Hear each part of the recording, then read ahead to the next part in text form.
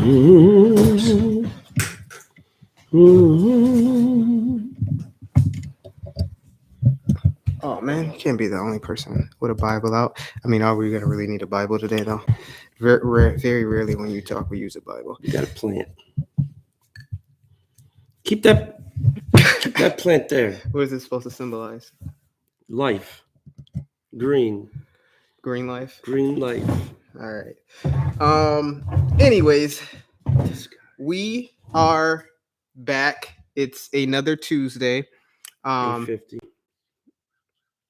And 7:50. We're here for another live discussion. How was your past couple of weeks? Because you weren't. Fantastic. You were out in Miami just living it up. Yep, 2 weeks ago. Living a dream, huh? That was last week. Oh yeah. So you could have did a real talk last week. This guy. You could have. What's up with that? What is that, dude? What is that? Let's get it. Let's get it. Why? Let's get it. Why do you even have that on? Let's get it. Anyways, Mondays at 6:30 p.m. we drop episodes. Tuesdays 7:45 p.m. we start our live discussion. And the last one that you were here for, we talked about the it was because the one before that we was actually addressing the one after that. Come as the most recent one was Come As You Are. Correct. Did you get a chance to see that? That was that was you and Paulie. Yeah. Me and Paulie, like, it's a great young dynamic where we hit different audiences, What's up? Yeah, guys got 12 views. Man, you got him right there, boy. It's because we didn't get your Facebook. If we'd had your Facebook stream, they would have loved it. All right. But anyways, the last time you were here, we talked about the First Amendment, freedom of speech. Actually, you got to give us that footage because the audio went out.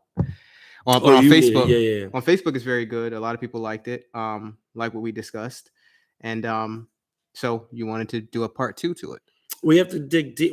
We have to keep going through a progression of conversations because when we start talking about Christianity proper and then the current church, we need to know what's up ahead. Like there are things that are happening in the court systems and what's happened culturally that is going to be very challenging.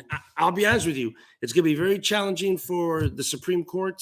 It's going to be very challenging for the state Supreme Courts and courts. And it's going to be very hard for the Christian church to manage their way through the environment or the climate that's developing. Specifically when it comes to your right to speak or express, which is protected under the First Amendment. Mm-hmm.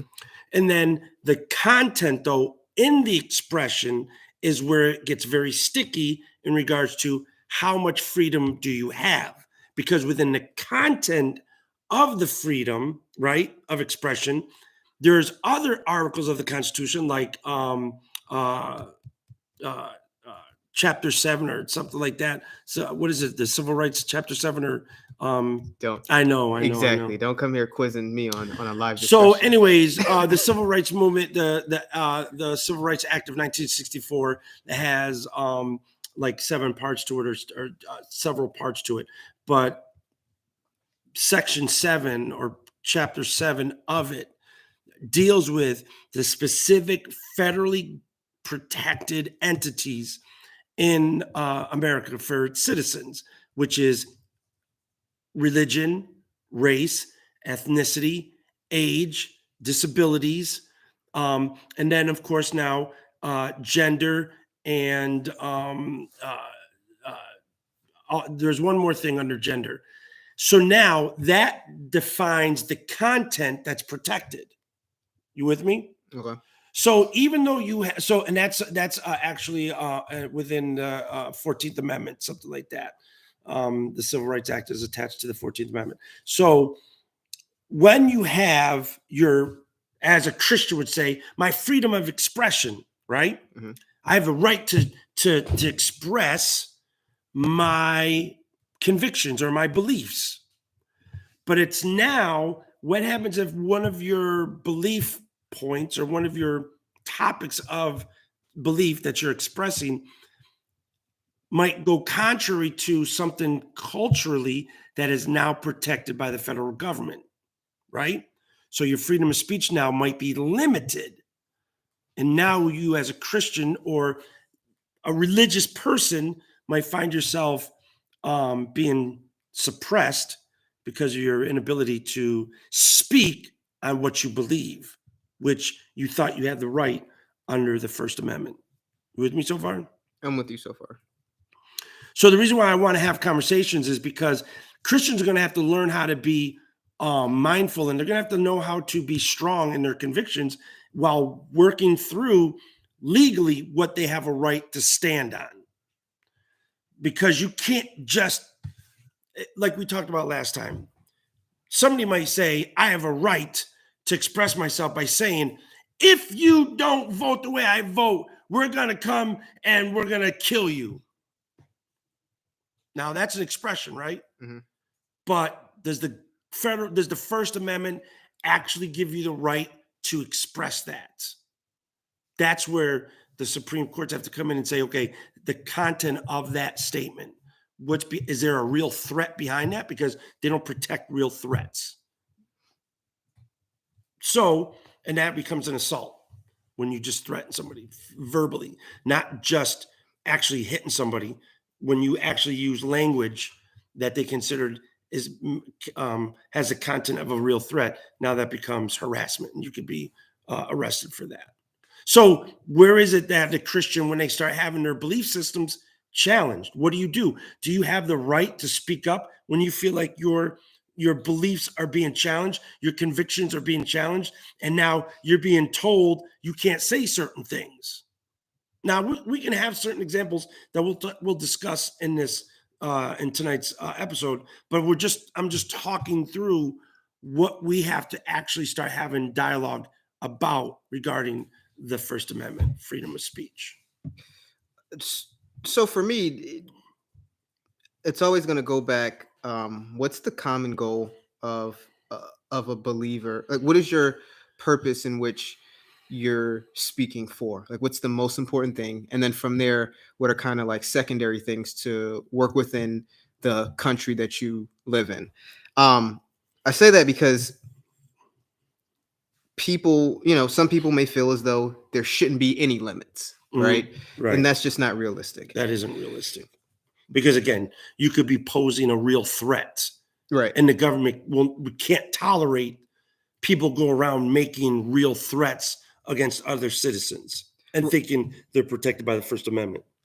But then also too, I was just reading something. I'm in the book of Acts, and I'm looking at Paul being, the Jews didn't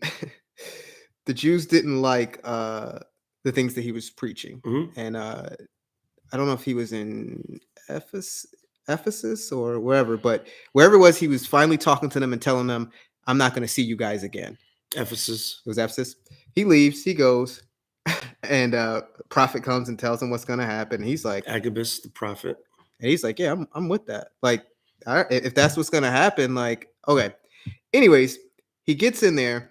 They start bringing him up on charges of things that is false not accusations. False accusations. Eventually, they Paul's nephew, because it says Paul's sons.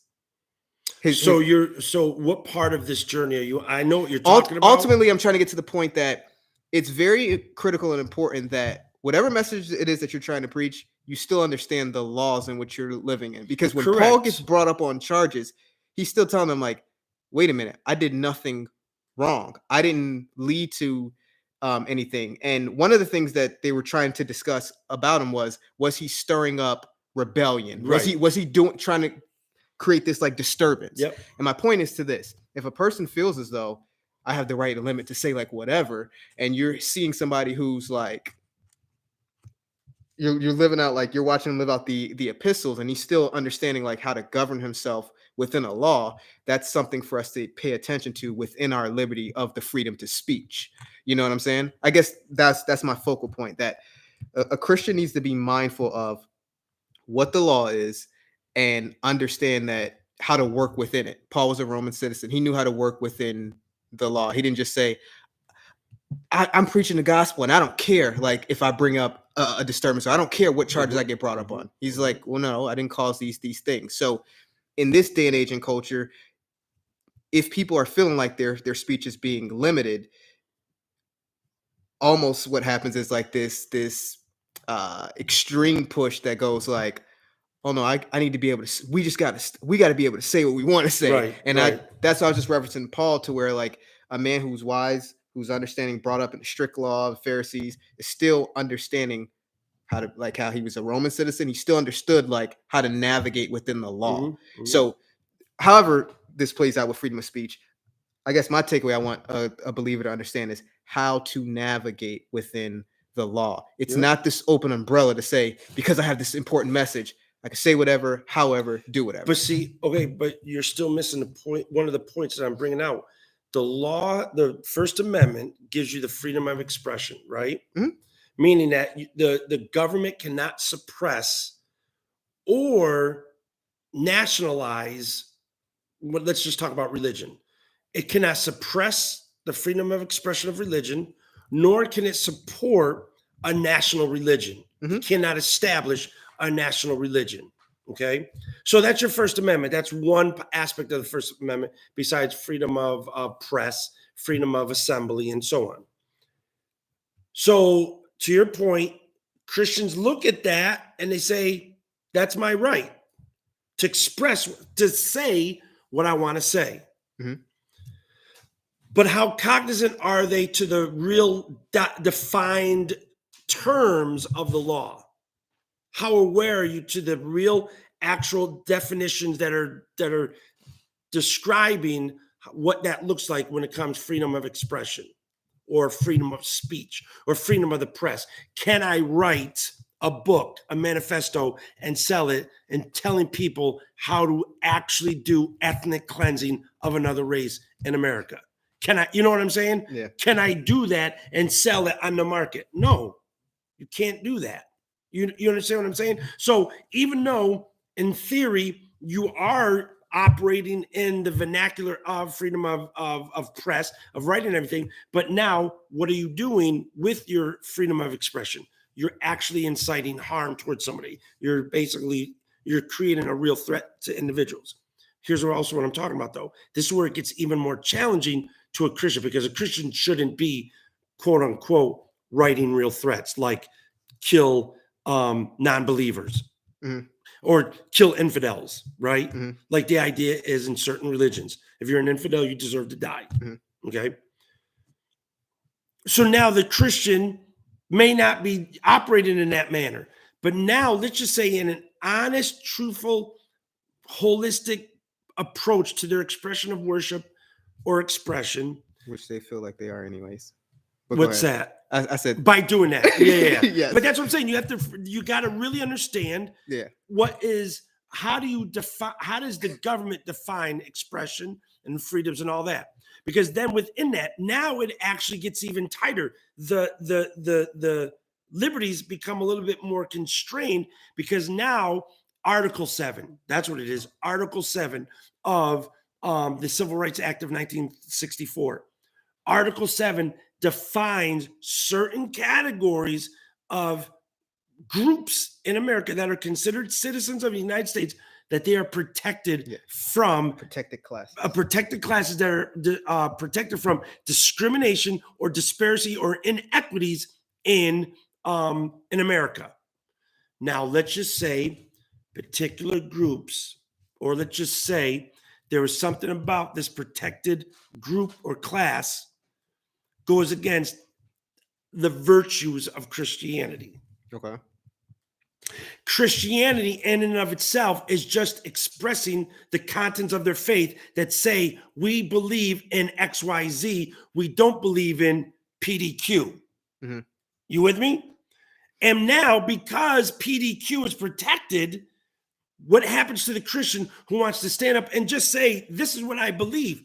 I'm not spreading hate. I'm not saying hate PDQ. I'm not telling you deny PDQ. I'm just saying I don't believe in the expressions of PDQ, because I believe in ABC. Okay. You with me? I'm with you. You sure? I want to. Yeah. Yeah, that's fine. I mean, push back or extend it or whatever. But I just want people, the listeners, I want you to understand, because as a Christian in today's society, what you believe in might become challenged, and it might become unlawful for you to have certain beliefs expressed because of the idea it might spread hate and harm to a protected class. Would you say that? But we have to work through all that too. But go ahead. Would you say that the disciples found ways to navigate within the different cultures and cities that they went to while still spreading the same message? I think that the early church went through extreme persecution not before, but for their virtuous claims. Okay. And they knew how to do that, whether it be in the synagogue, whether it be in the marketplace, whether it be in, what was it, Areopagus, Mars Hill, where I'm trying to go to the place where the most intellectual Yep, people are to yep, hear this. Yep. So you would agree that they found different ways to get the same message, but to address the people who may not be in the synagogues, but I'm still going to address the Pharisee or the Sadducee in the synagogue. I'm still going to address the person who's the great philosopher, the reference to the unknown God. Let me talk to you about this unknown God. So you would agree that they found ways to take the same message about death, burial, and resurrection of Christ and how to live holy to different types of people. They did, but I still believe, based on scripture, is that they still suffered extreme persecution because regardless of how soft or how kind-natured it was presented, it went against and it violated the listeners' convictions themselves, and it opposed their identity. Yes. Yeah. And because it opposed their identity, the people who were in that identity resurrected and started to push back and resist the early church and persecute it and afflict the early Christians. Yes. So real quick, I'm not removing persecution. I know you're not. I'm getting the mindset to understand navigation. Yes, I'm with you. So, and yes, I agree, persecution was there, but it was also there because the religion wasn't tolerated. Right? Correct. Where in America, we can at least say for right now, it's tolerated. A version of Christianity yes. is tolerated. Yes. Biblical Christianity is not tolerated at all. We can say majority. We are definitely America's post-Christian. Majority I'll say it like this. We're not in the majority. That's not in the majority yet. It's climbing yearly. Oh yeah. Post-Christian mentality is increasing in America to where eventually Christianity will be absolutely meaningless to the majority of the householders in America. Well, and here's to my ultimate point. Part of the meaningless and part of us not being able to really reach out is, as I talked about, being in synagogues, the marketplace, or a very intellectual circle. We just focus in on one area, one avenue of people, and if you don't listen, you're just depraved. It is what it is. My mindset and focus is, what are we doing to really push back on charges and claims that are being stated against you? Case in point, you state that if you have the freedom to express something and you're an atheist, you don't believe in God, but you have the freedom and in the First Amendment to articulate that and state, I don't believe in your God. Correct. And I believe their God doesn't exist. Does not exist. Does not exist at all. And then let's say I'm a believer, right? And I say, well, the First Amendment allows me that right to say that, he does exist. He does exist. And I believe that you're wrong. So we both now come to this commonality that we recognize, hey, I may not agree with you, but I understand you have this liberty, you have this right. The problem to me with the believer is not so much that they don't see what can take place or coming down the road. They don't know how to navigate and allow those same intellectual people that are telling them, nope, you got to do this. They don't know how to argue with them to pushback enough to Correct. where we can then challenge the minds of the younger believers. Because believe it or not, what you're seeing taking place is most of this coming from the younger generation who's changing these numbers. Most old people, they're set in their ways. Yeah. But it's the younger people, 18 on down, and then in the 20s who are just like, Christianity's not relevant. And and you guys are hateful because you don't like every group, Mhm. and nobody's really able to address them properly. So for me, my issue isn't America is restricting our freedom. It's you're allowing them to, because you're allowing them in your speech to not push back and get them to define terms. Yeah. When do you ever hear the Christian? Okay, so you're bringing up. Okay, so I hear you. I understand, but I don't want you to miss or have us. I have the listeners miss that Christianity proper is being suppressed.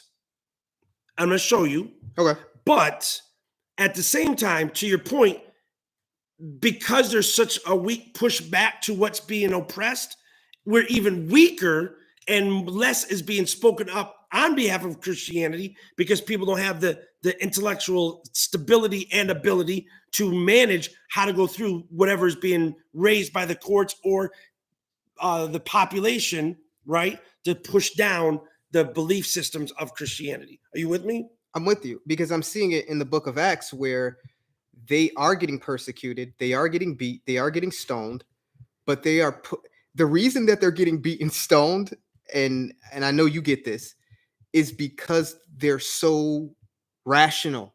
The information is piercing the hearts of the people. Correct. It's not because they're so loud. It's not because they're belligerent. It's not because they have a Out there bigger protesting. It's not because they have a bigger audience. It's Yeah. not because they had more money. Yeah. It was because they were willing to go in places, speak the information in truth and love, And in love. and that caused people to be angry, ripping their clothes and robes, stoning Stephen the martyr to death. Like, these things are happening. So for me, it may sound like I'm saying, hey guys, if we just preach this right, we're going to be fine. No, I'm not saying that. What I am saying is, though, you think the persecution is going to come because I'm just adamant saying it.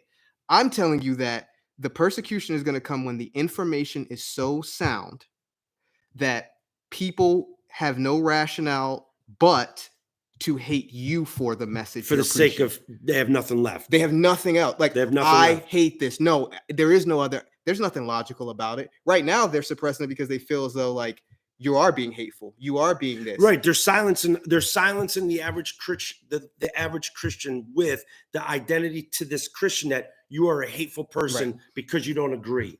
So therefore, the Christian doesn't want to be labeled as somebody who is a hateful person. They don't want to be identified with that. So therefore, they go along with the current that's being developed in society. Gotcha. You know what I'm saying? So yes, I agree there. So going back to, and let's push a little bit more now in regards to tactically the Christian's ability to push back on the silence treatment they're trying to push on the Christian church. So, like I said, when you have, let's just say the law, the laws of the land, the Supreme Court, they've determined that, let's just say, which is more conservative, by the way. So right now you won't have an issue with freedom of speech. It's probably going to come down the road. There's the state level, yes, but also at the federal level, there are things that the federal government is looking at, because when the Christian is put in the same vernacular as David Duke or the person like David Duke, who is the ringleader of the KKK, where we are put in the same vernacular because we disagree. You understand what I'm saying? Then it becomes very challenging for the Christian to be able to disconnect that relationship that the society is trying to brand Christians with, because the KKK is definitely a hate group. They definitely want to inflict a real threat against people. But when now, because Christianity might disagree with a certain identity in America, now we're labeled with the same kind of terrorist group Mhm. or some kind of hate group because we simply want to just disagree. Like I said, how the United States Supreme Justices are going to define when somebody disagrees actually becomes hate speech. Yeah, and that's important. And it's Very there are cases right now for them to be able to distinguish. That's why and the reason why I keep using the term a real threat. That is the fine line they have to identify. They have to identify when speech becomes a real threat towards a group, a protected group, or any citizen of the United States. So they're working through providing all of the citizens of the United States the opportunity to the rights of the Constitution, right? Mhm. But now, because of the explicit hate that formerly existed, not formally, it still does, it's just masked. But when it was explicit, right? Right now it's implied and it's implicit and so on. But when it is explicit, meaning with lynching, burning, slaveries, and all that, and then they started to pull back and realize, oh, we can't be doing this to black people anymore. We got to give them the rights also. Then they draw up the 14th Amendment and they draw up the 1964 Civil Rights Act and so on, right? Because of that, that was a clear act of violence going against a group of people, minorities. But now what's happening is that just because, let's fast forward now, what would that be? 50 years now, 64 to now, probably longer than that, 60 years. Yeah, you're not good at 60 math. years. Go ahead. Close to 60 years. We fast forward to 60 years. Now suddenly, just because you disagree with a protected group, now you're being hateful. Yeah. When and this is what the Constitution, this is what Supreme Court justices have to do when it comes to recognizing, because all they do is they don't make laws, they interpret laws. You know that, right? Mhm, mhm. That's the Supreme Court. For all of you out there, you know the Supreme Court does not make laws. Your legislative branch of government is the one that makes laws. The Supreme Court, which is underneath the judicial branch of government, they only interpret if laws are legal or not. You with me? Mhm. So what they have to do is now see if, let's take for instance, somebody wants to express their belief in worship or in a religion. We don't believe in XYZ, right? Yeah. There was a case with a football coach and players were kneeling and he ended up getting fired but he won at the Supreme Court level. Because that's not unconstitutional. Yeah, well, I'm just saying No, they fired right. him and Yeah. people were saying like, he has the freedom of, he didn't force anybody, but people were saying, well, the other kids didn't want to feel that's again, that's that you can, but these things need to be brought out because yes, like you said, a real threat. Well, A they're now making it be like, well, my kid is going through peer pressure because of seeing but that's not everybody a real else. threat. Well, you have to be able to. But no, that's what Yeah. I'm saying. They have to. That's why. Listen, y'all Christians, you need to really be praying for the judges that sit on the Supreme Court. You should be praying for all of the councilmen and women and everything. But the Supreme Justice people, they need prayer to be able to have the keen insight of hearing cases and hearing the facts, and then defining the facts as they're presented in the content that they are presented so that they can see if something actually is illegal or somebody is operating within their legal right as a citizen. This is why you as Christians have to be well informed and thinking and be willing to let your thoughts be pushed and challenged and moved and become sensitive to things and become aware of things so that when you're in a place that you know you're legally have the right to be and you legally have the right to say, you know in your heart that at the end of the day, though you might go through some storms, like somebody at a local level might fire you. Mhm. Somebody at a local level might hold you accountable, might, bring charges against you. Then it might go up to the state and the state might even do the same thing. But you have to know how to hold in your heart what you know you have the legal rights to do and be able to work through to making sure that your case is heard from sound, reasonable men and women that sit on Supreme Court justices and be able to validate you for what you're believing in. Meaning not that they validate your belief that they support it, but they support your right to live in your belief system. You understand what I'm saying?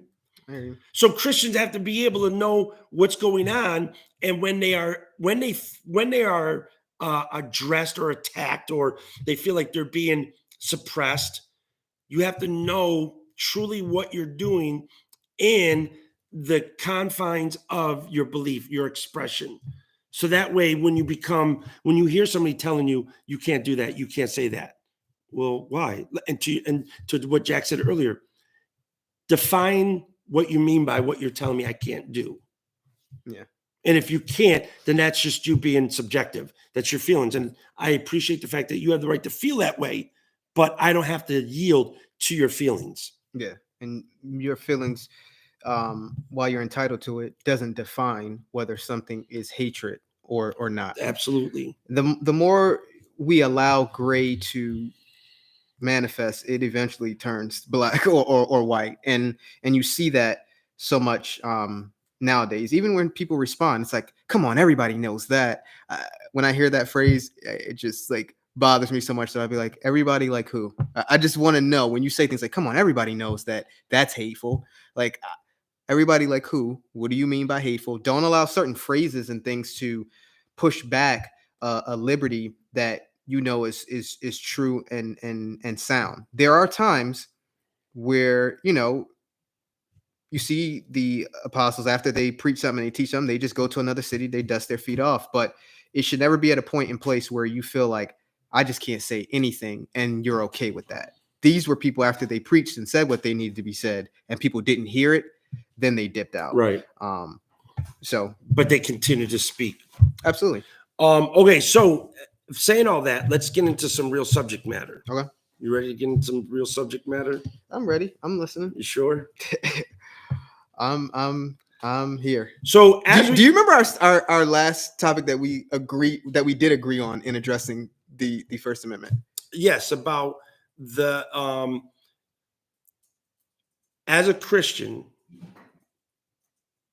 when we realize that humanity is made after the image and likeness of God, our speech should always be to promote the existence of God's creation. Like your personhood should always be valued. Oh yeah, that respect is respect as a human being is there as the basis. The basis, like even if we differ, I still can see that you are a valued human being in the sight of God.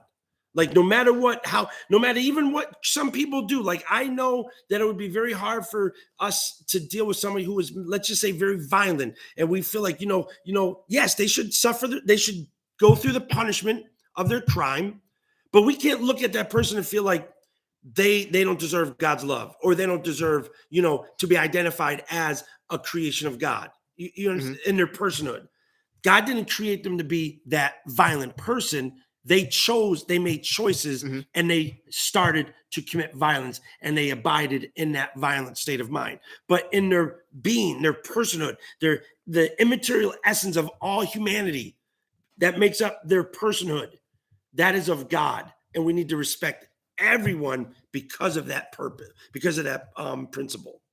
Agreed. Okay. So now when we start, as Christians, when we start seeing that, we will be able to hold our convictions very high. We'll be able to hold our convictions and give glory to God. And we will also be able to hold our convictions and still love our neighbor as ourselves. Agreed. When we are able to see that, when we hold that base foundation, that base standard, that when we deal with anybody in the world, we always understand them to be a creation of God. James even says something about the Christian's inability to respect humanity when he says, you bless God, but curse man who's made after the similitude of God, meaning who's made after the image and likeness of God. So James is addressing the mindset that while a Christian wants to be known for honoring God and loving God and acknowledging the existence of God, if that's the case, you should be able to acknowledge he's the creator also of all of humanity, and that man is made in the similitude or in the similarity of God, in their personhood. And if a Christian can do that, I'm telling you all right now, if as a Christian you can hold that in your mind, you will be able to uphold all of your convictions. You'll be able to uphold giving glory to God, and you will still be able to uphold loving thy neighbor as thyself. Who disagrees with you, who doesn't believe in the existence of God, who may not want to believe anything that you have to say about the Bible, any of that, your heart will still be led to want to love thy neighbor as thyself. Now, if you're capable of functioning in that mindset, when you start to uphold your convictions and you have to speak about your convictions, and your convictions might go against certain groups, your temperament will display something that they will not be able to argue. They will only be able to just simply be mad at you, like we were saying earlier. So this is why it's so important for us to not get so caught up in the dogma of the letter, but have the sensible spirit for us to learn about the spirit of the law, the spirit of the letter, to be able to hold up our convictions, to be able to honor God by holding up our convictions, but at the same time, being able to still identify with humanity as the creation of God, and we love them as ourselves. So when I speak about something that I believe in that goes against another group, that again might be protected by the government, a protected class. They may come at me and they may say I'm being hateful. I can clearly now have a very good conversation to ask them define or to explain where is my hate. The moment somebody mentions because you disagree with us, well, then I would be able to calmly and say, then I'm being hated by you as well. I don't have to yell. I don't have to go off on people. I can easily state, if that's your definition of me being hateful, is because I disagree with your belief of how you want to identify, then therefore I can use the same principle and say, you then also are hateful towards me and I'm being hated on. Yeah. And just for me, the thing that I would want to see more pushback is this idea of people who feel like they're free and they embrace everything. I embrace you, like I just want you to accept me, type of thing. The problem with that is it's not true. Right. I wanted to go there, but go ahead. Go ahead. You're more than welcome to take over. I thought these are my nights, but that's okay. Go ahead. No, go ahead. It's I'm all kidding. right. Because You're right. Go ahead. Because the moment that a person says like, hey, I believe in everybody's worldview is correct, and you're spending all this time talking about your one religion, Christian, like everybody is fine, everybody's good, just accept, like, this coexisting of everything, like, I accept you, like I just want you to accept me. And the reality is that you have the same speech that wants to accept everybody's worldview and say it's correct.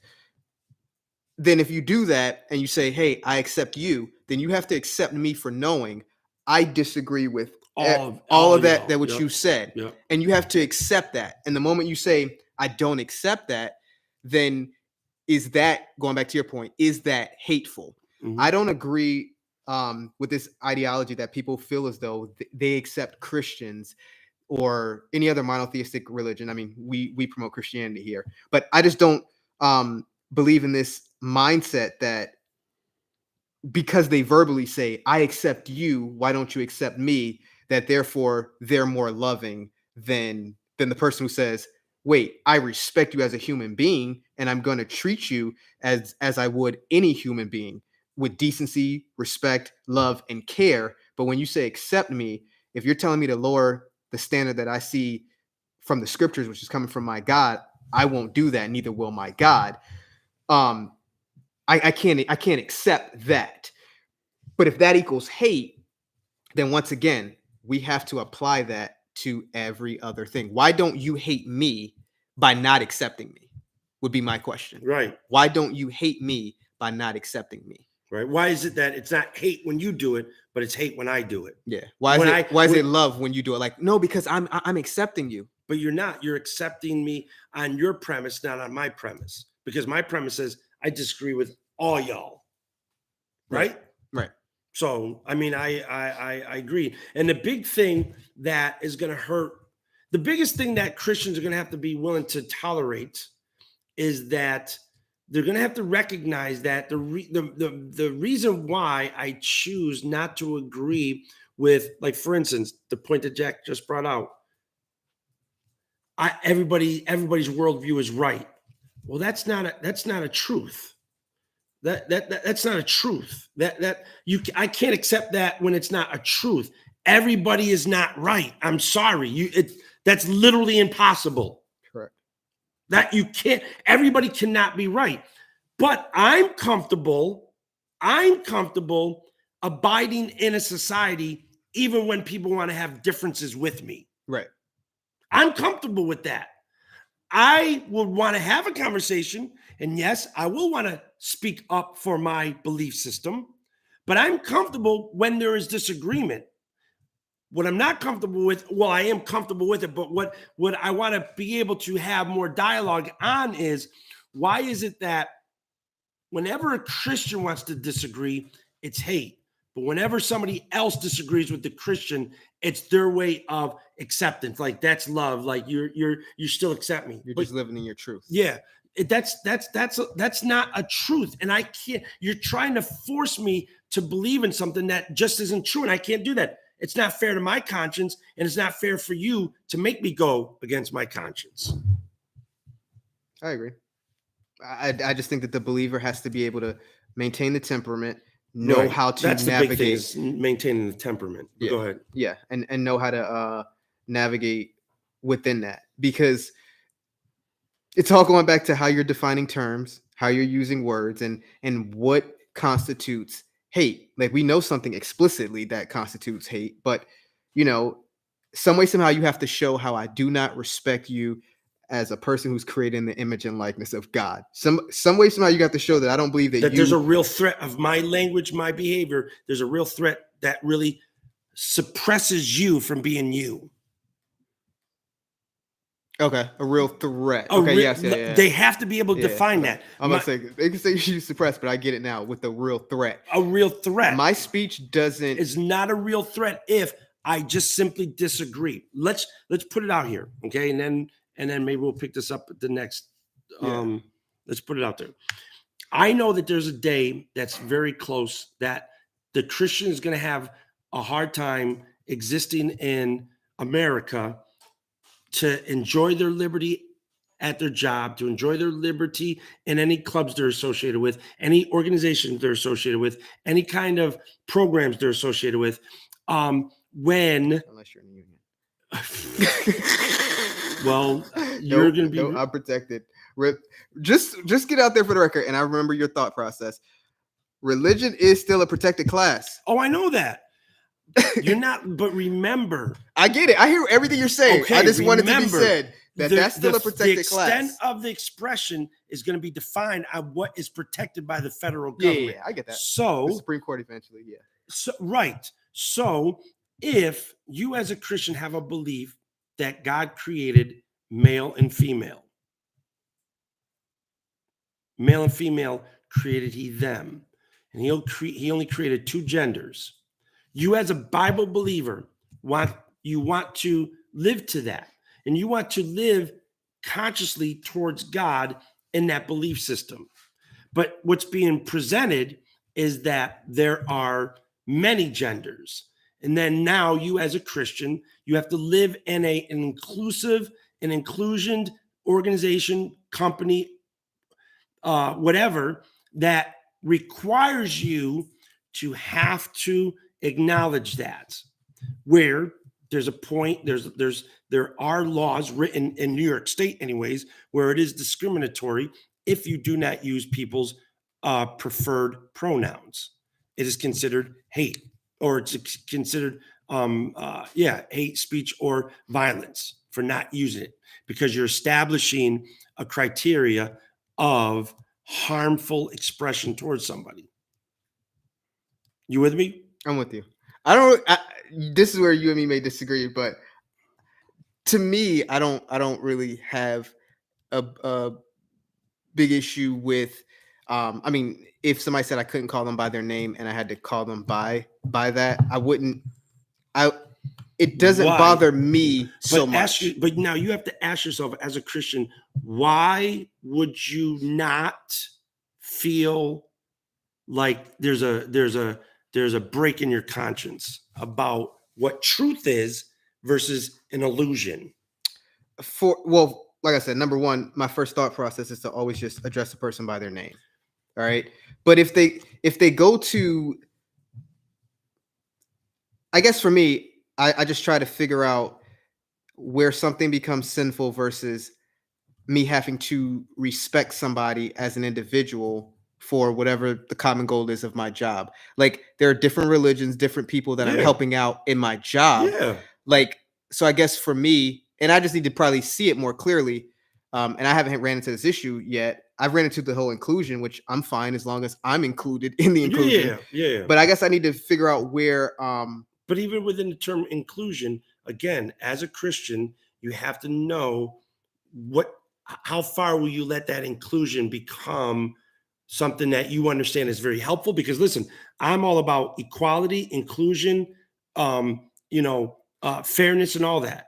But yet, when those lines start getting blurred to where you have to make society accept an illusion, that's when it becomes a problem. Because now what you're infringing on is natural laws that are truthful, and we're supposed to go against those natural laws that are truthful. And what do I mean by the natural laws that are truthful? When we talk about genderism, okay? Mhm. The difference between a male and a female, that is scientifically exists. You know that. Yeah, I know that. That's truth, right? Mhm. That's a law. That's a truthful law. We know this is how, as Christians, God created male and female. He created them, right? Right. But now suddenly you're being told you have to. When I say you have to acknowledge, I'm not saying remove somebody because they identify with something else.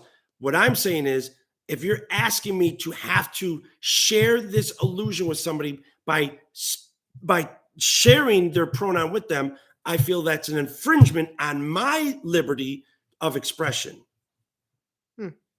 Because I'm not going to commit to something that's not a truth. That's not a truthful thing. That's not truth. I guess. I'm not saying you're wrong. I know a lot of people probably. I'm just saying that, like, I'm only talking. Because people have to hear this. People have to be willing to work through things. Again, instantly, many people will say that's hateful of me saying that. No, I don't think that. Now, I'm not saying you. I'm saying people. Well, I think instantly, like Christians would say, I'm compromised and I'm soft. But I guess for me, my point of the matter is,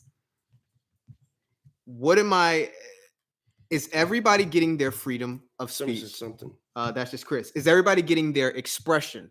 Because I can, as the Christian, state that when I show up to a job, that my worldview has to trump everybody else's. Yep. At the same time, can't do that. At the same time, I also know that, I guess for me, where the difference is, and I guess where you're saying is like a pronoun is different because now you're saying then that something else is created other than what the Bible says, which is male and female. You're moving identity markers. Which is creating an illusion that's being tolerated in society. Now, I'm not telling that person they can't have their identity. I'm not saying that. You have the right to express and have the right to choose. You have the right to do that. By all means, do it. The government gives us this right. Okay. Can I ask you something? But freedom of express. But here's where the new First Amendment is coming into play. The new First Amendment is now telling me what I have to say.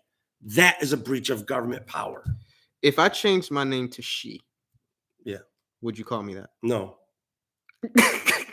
What? Why not? I wouldn't call you a she because you're not. But if that's my name, you can do that. You have a right to say, I want to be called, Steve Foreman, from now on, want to be called most gracious, beautiful human. That's what I want you to say every time you acknowledge me. Right. And if you're saying legally, like that's your name, right? And I'm calling you by your name, right? I'm just asking No, you. that's why I want you to. That's how I want Oh, you to talk to me. That's the only way I accept you identifying me okay. by those markers. Okay. And I work with you in a And you have to, every workspace. time you come up to me, hey, beautiful, glorious human, You forgot some other words. I think whatever, you said most gracious. most gracious. I'm just saying legally, this is this person's name. That's what, and that's when you say legally. That's what I'm talking about, Jack. The legal part should not be putting words in my mouth. The legal part should be giving you the opportunity to express yourself, and you have all the right to do that. I'm cool with that. But don't make the law tell me what I have to say. But it does all the time. Your name right now tells me what I have to say and how do I have to address you. You don't have to call me that. You don't get you. I gotta. How am I supposed to You communicate can with you? call me anything. You don't ever have to use my name. You don't ever have to. You can say whatever you want. Chris says, "What if my new name is Booze Lee?" Booze Lee. I guess. Yeah. I mean, listen. I get the. My point is this: from a working in a work environment standpoint, I get that. I guess what you're saying is the moment I admit that I am now agreeing with. No, because that's not what I'm now agreeing with that there's another gender besides Correct. that, and I don't feel like you are. and that's a lie because that you can't argue a Well, I lie. don't want to say there's so many lies. But does that make it right? No. I'm just saying that for me, it's not a lie. For me, I see, What's going on, Paulie? I don't want to say fully. I guess what I'm seeing is this is what this person wants to be called, understood, and I understand depravity. I understand where they are, just like I would look at anybody else. That's like how much of God they really need. Yeah. But I don't in that like what I want to call them is sinner, right? No, but that's different. But That's the point extreme. is, we're not doing that. but the point is this though. For me, I don't feel as though I am agreeing with your truth because I'm calling you by this title, this name, whatever the case may be. Show me how for me not doing that harms that individual. Other than no, I don't think so. Okay, I don't think it so harms you. therefore, why is the government making me say he when it's not a he, it's a she? That's what I'm saying. Like that's where the law has to and I come agree up with you on that point. So that's all I'm saying is I agree that I don't see any harm. I am not harming just other than their subjective feelings being ruffled and hurt, which that happens in public speech. It doesn't matter.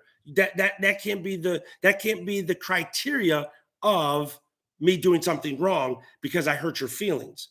If I were to be in position of authority and I find out somebody who was formerly a he is now a she, and they meet all the criteria to do the job, and I deny them the job because I found out about that, that's wrong.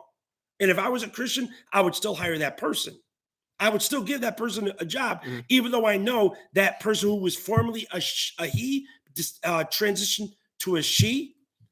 And if I was a Christian and I'm the boss and I can hire, that person meets all the criteria, I can hire them. I would hire them if they met the criteria. And if they were the best candidate available, I would hire that person. You understand what I'm saying? Mm-hmm. The problem is going to be when I would have to be like, okay, knowing that this person was Joe and now it's Jan, right? My problem is going to be with me having to say Jan because I will still want to say Joe. Yeah, I know that's your problem. And then it's going to be a problem because I'm in a place of commerce and I could get and there's policy. Exactly. Yeah, I get that. I guess that's all I'm saying. I understand how this all has to help every citizen, and I'm always thinking about this is a respect. I can still respect this person. Yeah, and what else? The last point I was getting to, what has filtered into private sector and even governmental sector is if you don't acknowledge these people by that, the respect that we were talking about before as humanity, they feel like it's not there. Right, which is a lie. That's unfortunately sad that they can't see that. Well, there's not enough people Correct. addressing that. So you can't get, for me, I can only get mad when I've seen enough information being pushed against something and then saying, hey guys, we got all this information here. Where's that? Versus every time I hear it, it's just adamant people like, why do I got to call you they there? And why do I got to, instead of addressing, okay, what if you gone through that shows the studies? What have you gone through that says like, hey, this doesn't show any harm. This doesn't show that people who are this way gets bullied more and least like these things get addressed, and it allows you to be in a place where you're like, okay, so then I'm not hating. For me, I just got to be honest. I'm just calling people by their names. I've never seen in the workforce. Not yet. Yet. And that's all I'm saying is like I haven't seen the workforce if you yet. A remember what I person said in doesn't the want to be very called by beginning, by remember name. what I said at the very beginning. It's coming It's up. coming. Yeah. It's coming up. And you want to how do you deal with it? How are you going to prepare yourself to know as a Christian, your conscience wants to honor God. You want to be able to have your own convictions, your own. So what do you feel the dishonor is? But you feel like by saying Jane because I believe, to somebody I don't want to agree with something that's not true. It's not true. You're not. A man can never be a woman, and a woman can never be a man. And what we've done is, once we've separated gender from sex, we've opened up Pandora's box to assume that I can take on any identity I want in the vernacular of what gender means now, versus before it's just linguistic. It was just a linguistical term to identify the male and the female. You know what I'm saying? Or the man and the woman. It was linguistically used as just using a gender pronoun to say he and she. It never, ever until recently has he and she become an identity thing separated and segregated from the chromosomes you were born with. So therefore, you're now pushing a narrative that is a complete lie. That's why I don't want to say that person's preferred pronoun, because I don't want to keep supporting that lie. It's not. And again, never will I deny them any of their liberties. If you want to be called that, be called that. If that's how you want to call yourself, that's what you want to do. That's fine. If your friends and everybody else is comfortable doing that, that's fine.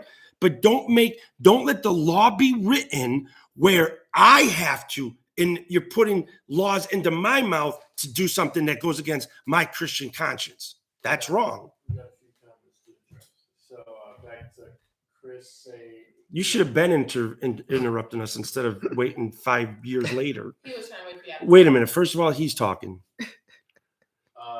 Chris says, would you call me Mr. Lee? And that it could be a lawsuit and everything like that. He's basically saying like we just call them by their last name. Right. That's what a lot of people are trying to do. A lot of people are trying to go by just saying certain things. You know what I'm saying? To avoid the direct contact of saying he, she, or their name that has been changed from Joe to Jan. Right. And then we also have Justin V. Jax, who says, but sex and gender are two different things. Gender is attributed to name. Sex is biological. So that's again what I just said earlier. That's information that people are trying to sell as to think that gender and sex are two different things. They're not. You don't think so? No. Sex and gender have never been two different things. We have created, again, it's all in the language. It's all in the semantics, Some people might tell you that language doesn't exist. well, that's what, again, all I'm saying is that, doubles down and says they are. what's that? Just I appreciate that. I appreciate that. I mean, people can have that. I'm not so as much as that, as Jess is saying, they are, I'm saying to refute that they are not, because when you are born with the chromosomes you are made with, there are times and tendencies that people will act on opposite of that still does not make them quote unquote gender specific to being opposite than what they've been born with. You can have impulses and you can have feelings, but you don't have to choose to act on those things. I have impulses, I have feelings, but I don't act on them because I understand I should not. So therefore, we've decided that we're going to separate sex, which is your biological, from the gender, as if before gender meant whatever you wanted it to be, how you feel. Gender was just linguistically used to put in sentences to make your sentence clear. Instead of me constantly saying man, I would say he. You with me? So it wasn't something that we created separately.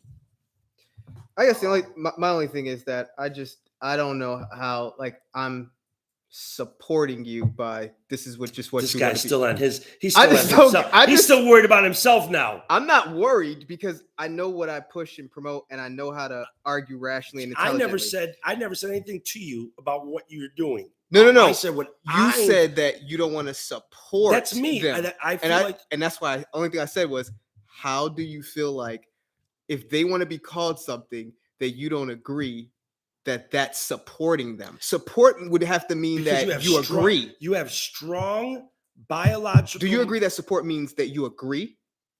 When you say Yes, I support I- something, I'll go with that. Yes. so how are you supporting them because you just call them by what they want to be No, called? Jack. Listen to what I'm saying. I follow Okay. everything you're saying. Okay. I just want So to you say know that that doesn't mean you agree that what they're what they are identifying with is correct. You're just understanding the fact that this is what you want to be called. I want to push a narrative.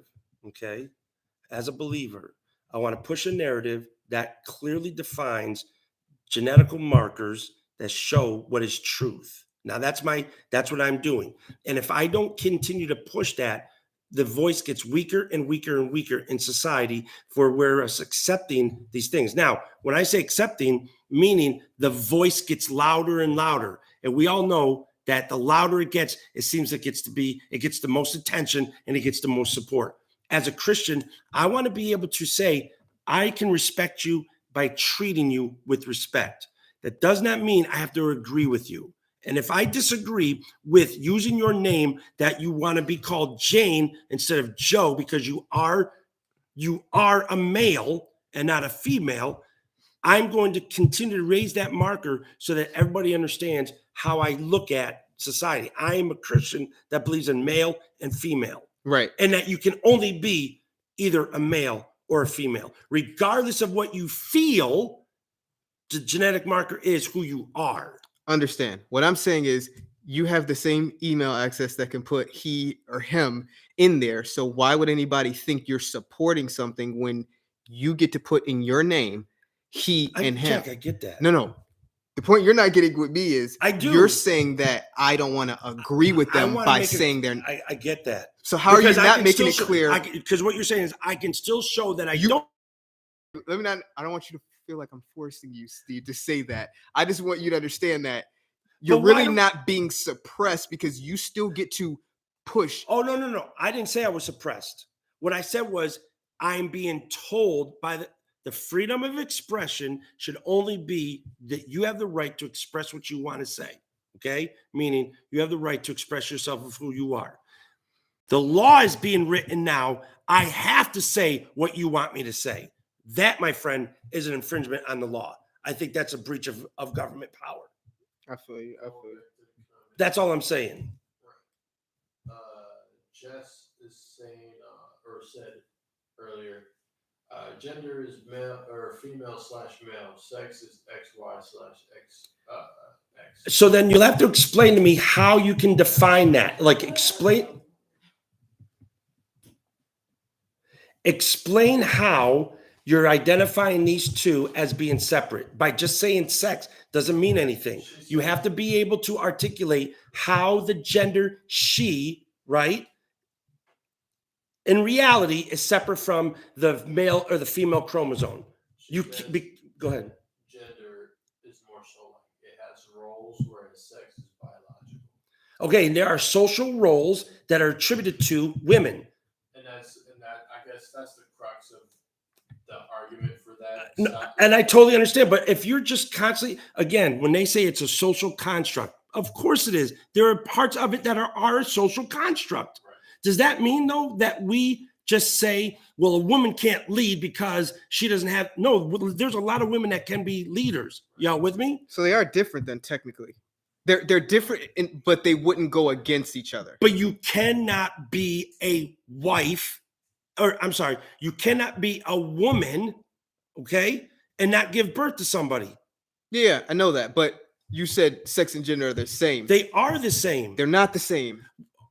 Okay, let me say. But they don't go contrary to each other. If one's just the biological, they are going contrary to each other now. No, they're not. One is a biological makeup, right, based upon chromosomes. Mm-hmm. The other is saying that, all right, now we are going to define what these like chromosomes like are. Yeah, I get that.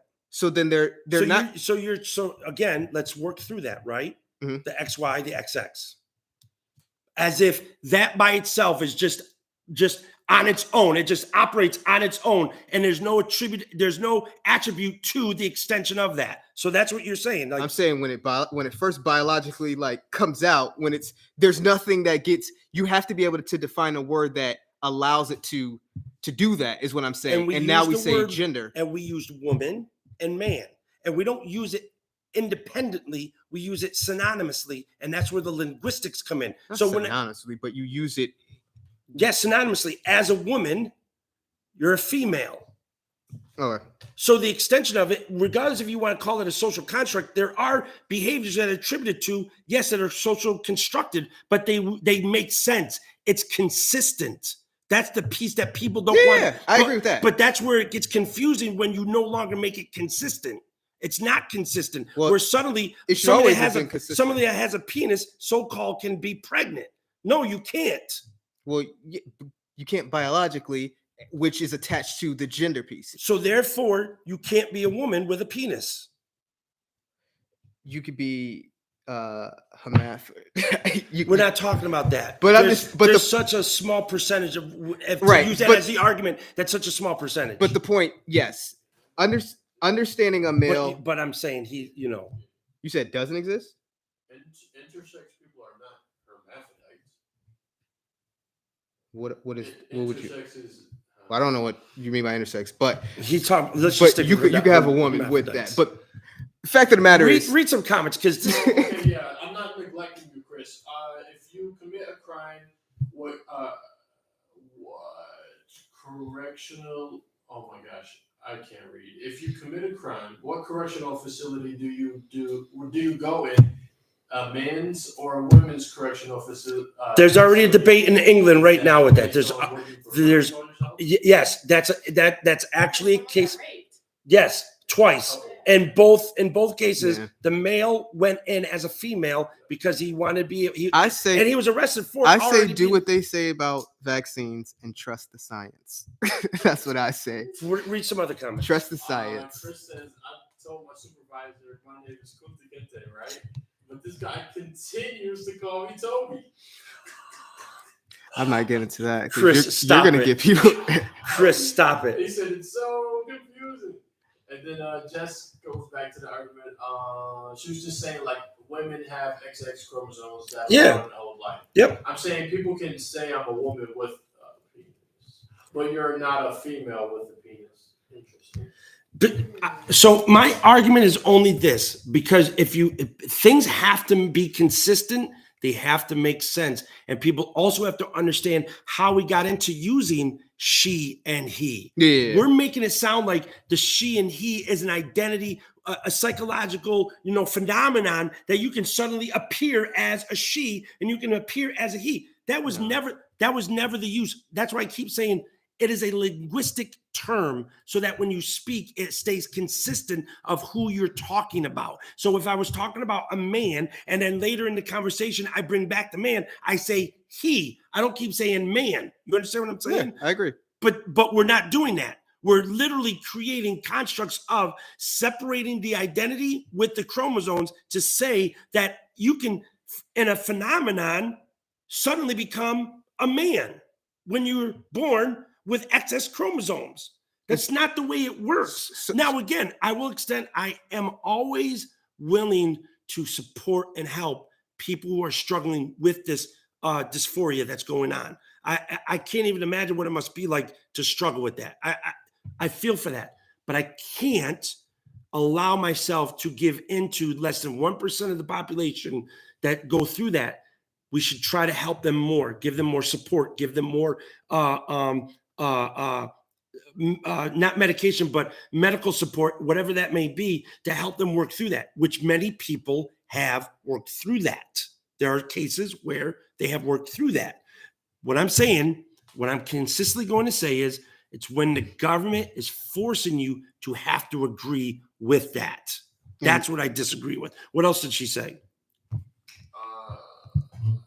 Nothing as of right now. She might be typing, but So for me, ultimately, I think the best thing that we can do in those situations is continue to have dialogue, continue to I totally agree. have conversations that allow people to be able to express why you feel as though it is hateful to not call me that gender. Why I do not,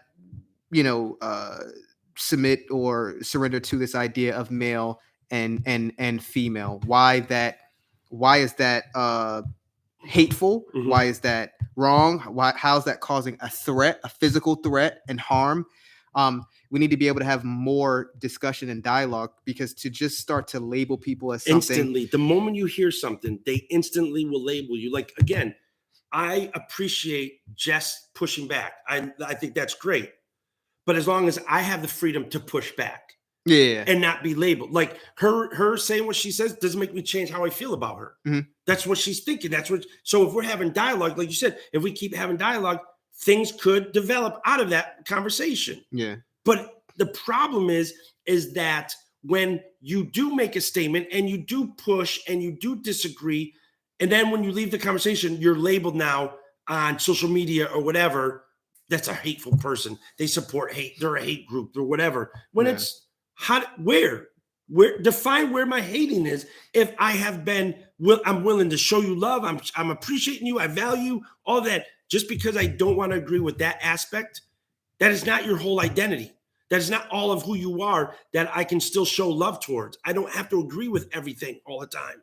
Yeah. And I just feel as though the believer, because we have the attributes of God in us, bears the burden of being able to have this patience, to have this love, to have this mercy, to be able to stand firm in God's righteousness, because it's not our own. We're getting the moral standard and code from God, to stand firm in God's righteousness and not lower that standard. Right.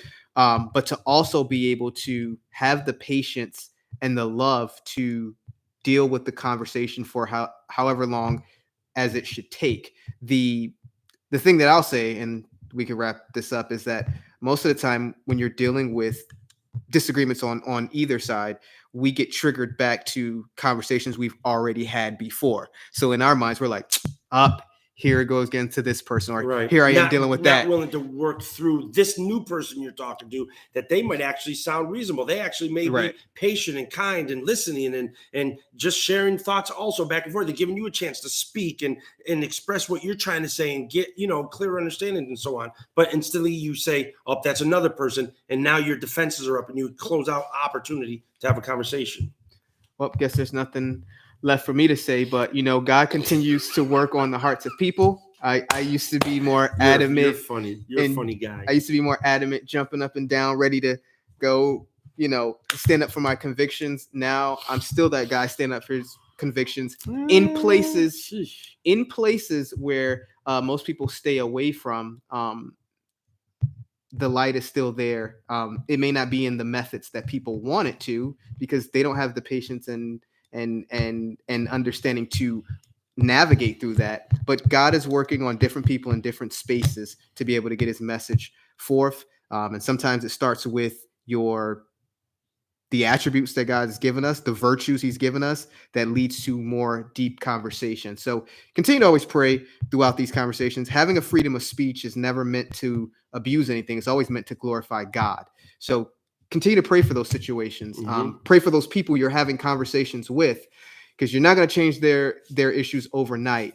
But when you can stand firm in God's righteousness, what you're standing up for is righteous and holy, and you don't have to worry about how anybody else feels about you, because you're standing up for that.